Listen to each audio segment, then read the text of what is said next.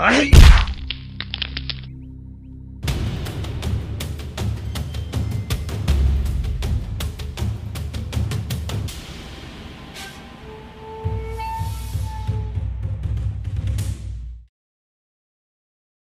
I'm Cody Stewart representing Koryu Uchinadi under Hanshi Patrick McCarthy.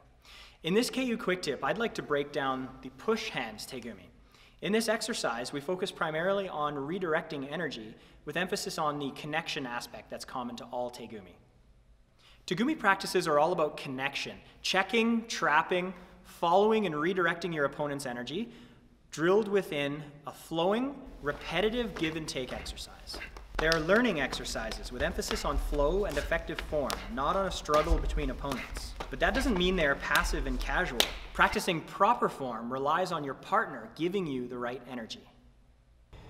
Building up the Tegumi, we'll begin with a shove to the chest. I'm just going to leave the hands out of it for now. So he's going to put some effort into this, and I'm going to resist back. When I feel that pressure build up, I'm just going to rotate and let it go by. So when you rotate, I want you to think about rotating forward, in this case bringing the left shoulder forward rather than the right shoulder back. When I rotate, I want to get closer to my opponent with good posture. If I rotate this shoulder, opening up, the energy he adds to the movement tends to disrupt my posture. Next, we're going to add the hand for contact, wrist to wrist in this position, but I'm just going to hold it to my chest here and not start dragging his hand off the side. When I leap to doing this at the start, we tend to lose the body rotation.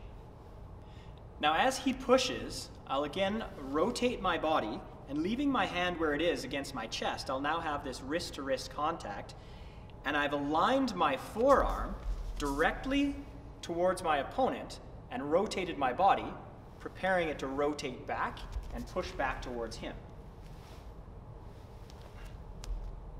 So as a next step, we'll put this together in two stages. First step, I'll push directly towards my partner's chest, he'll let it collapse, and we start to build up the pressure, and then he'll rotate and let it go by.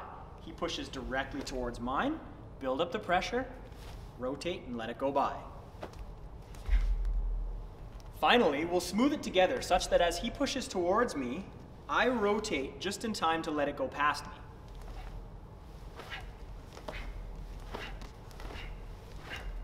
As a final detail, we can either leave this hand up through the whole action, or we can bring it into play by making contact at the elbow. I'm not going to resist or push with this in any way.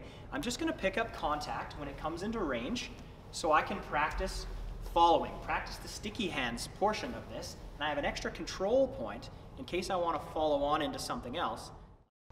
The most common error I usually see is moving around in a circle, and this usually results from resisting against your partner at all stages. You end up pushing into the connection rather than pushing back towards your partner. So I push into the connection, pushing him offline. He has to drag it back across, and he pushes offline, and then I have to drag it back, and the whole exercise becomes fighting against each other to get back in line. So go back to the basic concept of shove and redirect. Once I've rotated and his energy has gone past me, there's no reason for me to keep pushing this offline. At this stage, I go directly for my target, pushing center of his chest. He pushes for the center of mine, linear back and forth. Seen from above, the movement is more linear than circular. Finally, be mindful of your foot movements. See if you can go through this action without moving your feet any more than tiny shifts as you adjust your balance. That way we focus on rotation to redirect the energy rather than stepping offline. Students get into this pattern of sidestepping around in a circle when the feet should be planted for a push. Careful attention to the goals of the practice will keep you in line.